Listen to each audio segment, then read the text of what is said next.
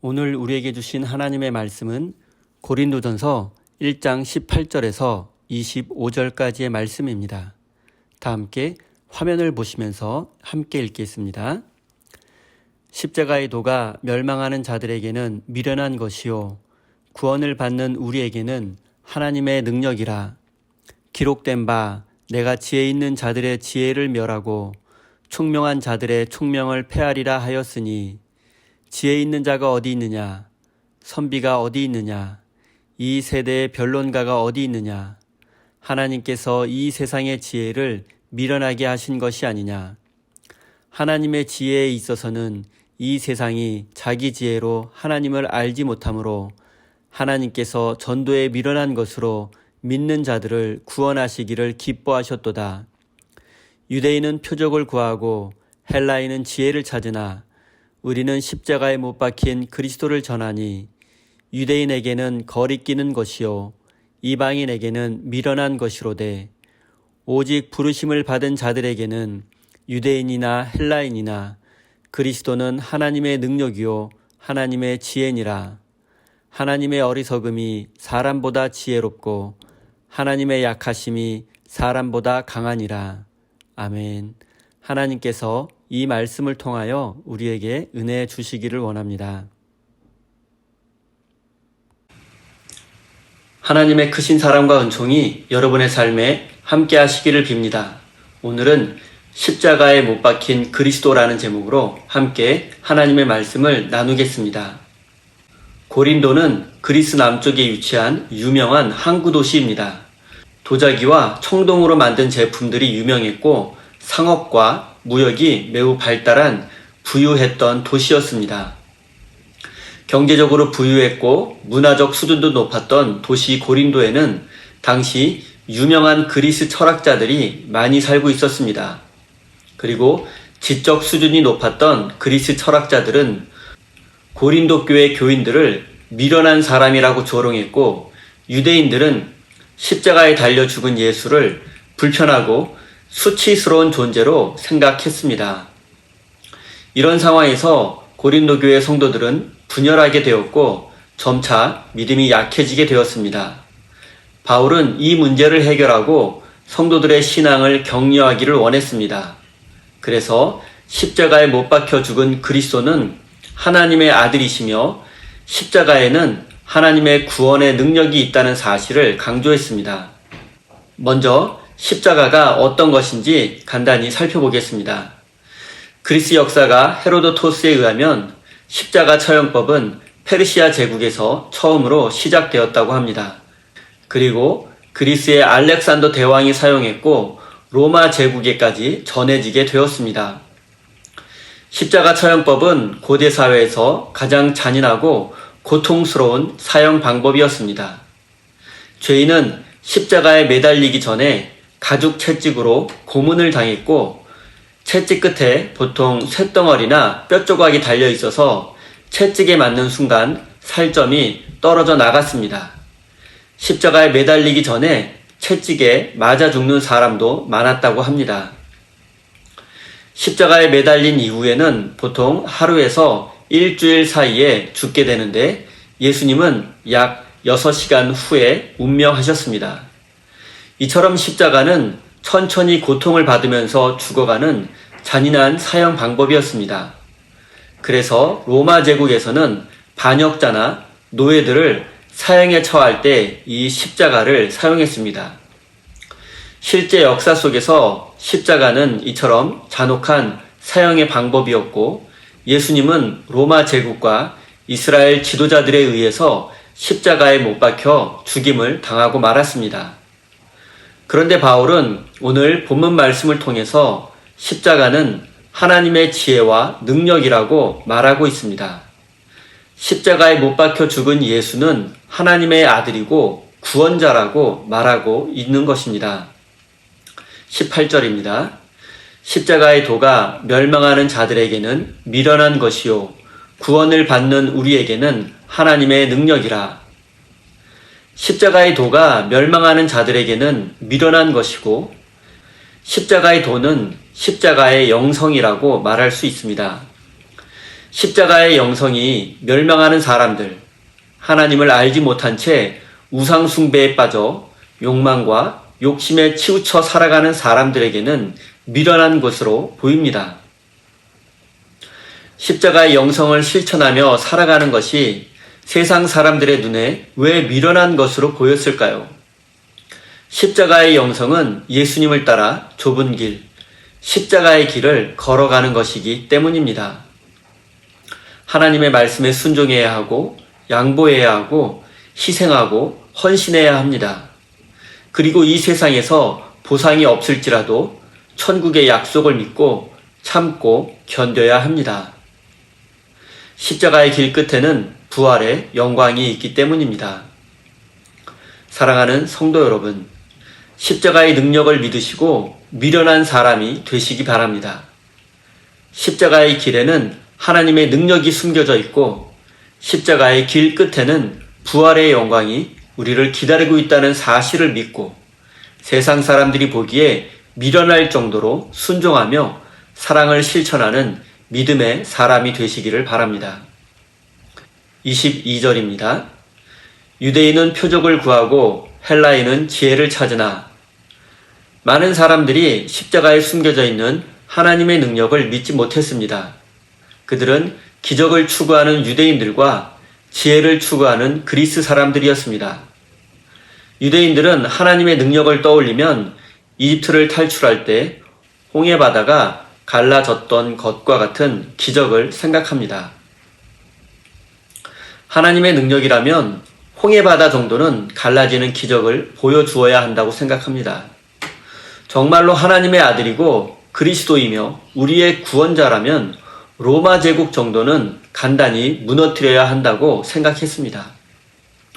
그렇기 때문에 유대인들에게 있어서 십자가에 못 박혀 죽은 예수는 하나님의 능력이 될 수 없었습니다. 바다가 갈라지는 것과 같은 기적을 기다리고 있던 유대인들이 예수를 그리스도로 믿을 수 없는 이유입니다. 오늘 이 시대를 살아가는 현대인들과 많은 그리스도인들도 유대인들처럼 기적을 추구하며 살아갑니다. 많은 사람들이 바다가 갈라지는 기적, 도저히 이길 수 없는 로마 제국을 무너뜨리는 기적을 보여달라고 기도하고 있습니다. 내게 능력 주시는 자 안에서 내가 모든 것을 할 수 있다. 믿고 구하는 것은 받은 줄로 믿으라. 내 처음은 미약하였으나 나중은 힘이 창대하리라. 이런 성경 말씀을 붙들고 내 인생에도 기적과 같은 일이 일어나서 인생 역전의 주인공이 되고 성공하는 인생, 남에게 자랑할 만한 인생이 되게 해달라고 많은 사람들이 지금도 간절히 기도하며 응답을 기다리고 있습니다. 앞에 말씀드린 성경 구절들은 간절히 기도하면 하나님이 응답해 주신다는 의미의 성경 구절들이 아닙니다. 기도하면 어떤 고난의 현실 속에서도 하나님의 뜻을 깨닫고 현실을 믿음으로 이겨낼 수 있다는 의미입니다. 하지만 많은 그리스도인들이 바울 당시에 유대인들이 그러했던 것처럼 기적을 꿈꾸며 기다리고 있습니다. 그들은 하나님의 뜻과 계획, 하나님의 섭리에는 관심이 없습니다. 하나님의 뜻과 계획이 이 땅에서 이루어지는 것이 참된 기적이라는 사실을 믿지 못하기 때문입니다. 십자가가 하나님의 능력이며 기적이라는 사실을 믿지 못하기 때문입니다. 유대인들이 기적을 추구하는 반면 헬라 사람들, 즉 그리스 사람들은 지혜를 추구했습니다. 그리스 사람들은 십자가에서 죽은 예수가 메시아, 구원자라는 사실을 도저히 이해할 수 없었습니다. 그들은 철저히 이해할 수 있고 설명할 수 있는 것만을 믿으려 했기 때문입니다. 그리스 사람들이 추구했던 지혜는 합리적이고 이성적이고 논리적인 것이었습니다. 그들은 완전한 지혜를 소유해야지만 구원을 받을 수 있다고 믿었습니다.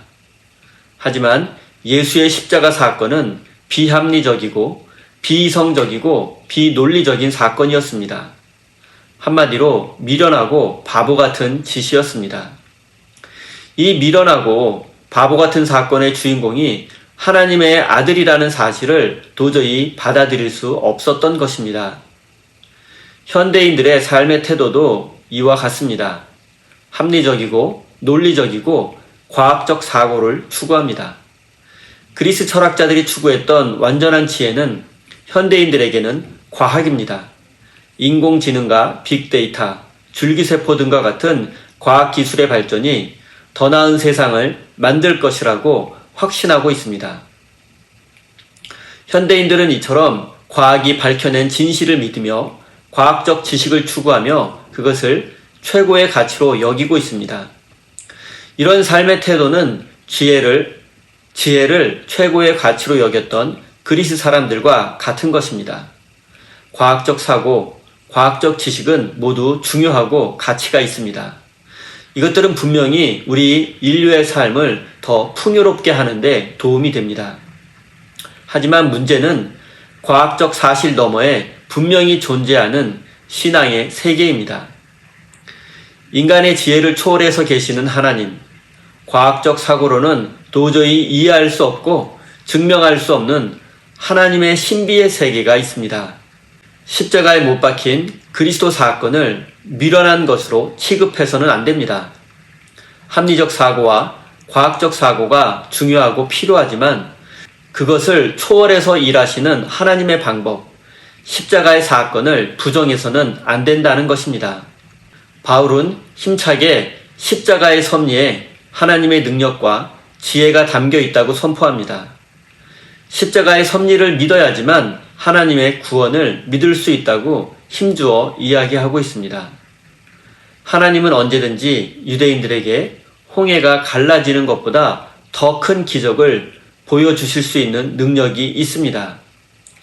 하나님은 얼마든지 그리스 사람들이 추구했던 지혜를 주실 수 있습니다. 하지만 그것은 하나님의 방법이 아닙니다. 하나님의 방법은 예수가 십자가에 못 박히는 것이었습니다. 사랑하는 성도 여러분, 십자가에 못 박힌 그리스도를 부끄러워하지 마십시오. 유대인들처럼 기적을 구할 필요도 없고 그리스 사람들처럼 지혜를 구할 필요도 없습니다. 그런 기적을 일으키는 능력이나 지혜가 우리에게 구원을 주는 것이 아니기 때문입니다. 사랑하는 성도 여러분, 참된 구원은 십자가의 섭리 안에 숨겨져 있습니다. 십자가의 능력을 통해서 주어지는 참된 구원과 평화를 누리시는 복된 인생이 되시기를 바랍니다. 23절, 우리는 십자가에 못 박힌 그리스도를 전하니 유대인에게는 거리끼는 것이요 이방인에게는 미련한 것이로되. 그리스도인들은 십자가에 못 박혀 죽은 그리스도를 전하지만 그것은 유대인들에게는 거리끼는 것이고 이방인, 그리스인들이 보기에는 미련한 것이었습니다. 유대인들은 십자가를 거리끼는 것, 헬라어로 스칸달론, 걸려서 넘어지게 하다, 실족하게 하다라는 뜻입니다. 유대인들에게 있어서 십자가, 나무에 매달려 죽는 것은 하나님의 저주의 상징이었습니다. 유대인들은 전통적으로 큰 죄를 짓고 사형당한 사람의 시체를 나무에 달아 놓아서 사람들에게 경각심을 불러일으키려고 했습니다. 이런 경우에도 시체는 밤새도록 달아두지는 않았습니다. 왜냐하면 나무에 달린 시체는 하나님의 저주를 받았다고 믿었기 때문입니다. 십자가도 마찬가지입니다. 로마 제국에 반역한 죄인을 십자가 모양으로 만든 나무 형틀에 매달아 죽이는 것입니다. 게다가 십자가의 죽음은 유대인들이 죽은 시체를 나무에 매다는 것보다 훨씬 잔인한 것이었습니다. 그렇기 때문에 십자가가 유대인들에게는 거리끼는 것, 사람을 넘어뜨리고 실족하게 하는 것이었습니다. 그리고 이방인들이 보기에는 십자가에 매달려 죽은 것은 미련한 것이었습니다. 왜 로마 제국에 대항하는가? 로마는 당시 세계를 정복한 거대한 제국이었습니다. 그리고 로마는 정복한 나라와 민족들을 법과 원칙에 의해서 비교적 공평하게 다스리려고 노력을 했습니다. 강력한 제국, 법과 원칙에 의해서 다스리는 로마에 대항하다가 십자가에 매달려 죽는 것은 당시 사람들이 보기에 매우 미련한 것이었습니다. 그러나 바울은 정반대의 말을 선포하고 있습니다. 24절, 오직 부르심을 받은 자들에게는 유대인이나 헬라인이나 그리스도는 하나님의 능력이요 하나님의 지혜니라. 오직 부르심을 받은 자들에게는 십자가에 못 박힌 그리스도가 하나님의 능력이고 하나님의 지혜라는 것입니다. 하나님의 능력은 유대인들이 추구했던 기적이고 하나님의 지혜는 그리스 철학자들이 추구했던 완전한 지혜입니다. 바울은 유대인이 추구했던 기적을 일으키는 능력과 그리스 철학자들이 추구했던 완벽한 지혜가 바로 십자가에 못 박힌 그리스도 안에 있다고 말하고 있습니다. 유대인과 그리스 철학자들은 자신들이 그토록 갖기를 원하고 추구했던 것이 바로 예수 그리스도의 십자가 안에 있었는데 그들은 그것을 발견하지 못하고 깨닫지 못했습니다. 하지만 이 사실을 알지 못했던 사람들은 그리스도는 하나님의 지혜이며 하나님의 능력이라는 말을 듣고 어떤 생각을 했을까요? 아마도 바울을 제정신이 아니라고 생각했을 것입니다. 그러나 지금 바울이 헛소리를 하고 있는 것이 아닙니다. 그는 진실을 말하고 있습니다.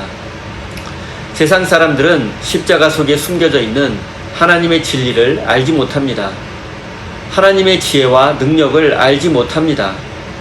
그러나 바울은 오직 부르심을 받은 자들, 하나님의 백성들에게는 십자가야말로 하나님의 능력이라고 말하고 있습니다. 세상 사람들이 보기에 하나님께서 하시는 일은 어리석어 보입니다. 아직 부르심을 받지 못한 사람들에게는 미련해 보입니다. 하나님이 힘이 없어 보입니다. 저주받은 십자가를 통해서 모든 사람을 구원하시려는 하나님의 일은 어리석어 보였고 무능력해 보였습니다. 그러나 그들이 알지 못한 것이 있습니다. 그것은 바로 부활의 능력입니다. 예수님은 십자가에 달려 무능력하게 죽은 것처럼 보였지만 하나님은 십자가에 달린 예수님을 다시 살리셨습니다. 십자가에 죽음이 있었기 때문에 부활의 영광이 있을 수 있는 것입니다.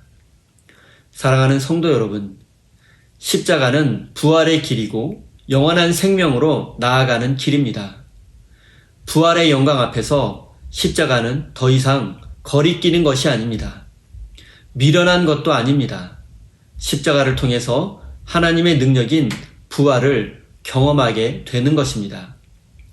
부활의 생명을 누리기 위해서는 먼저 십자가를 지는 삶이 있어야만 합니다. 사랑하는 우리 세임교회 성도 여러분, 십자가를 지고 주님을 쫓아가는 삶을 통하여 부활의 영광에 참여하는 복된 삶이 되시기를 예수님의 이름으로 축원드립니다. 다 함께 주신 말씀 가슴에 새기며 기도의 자리에 나아가겠습니다.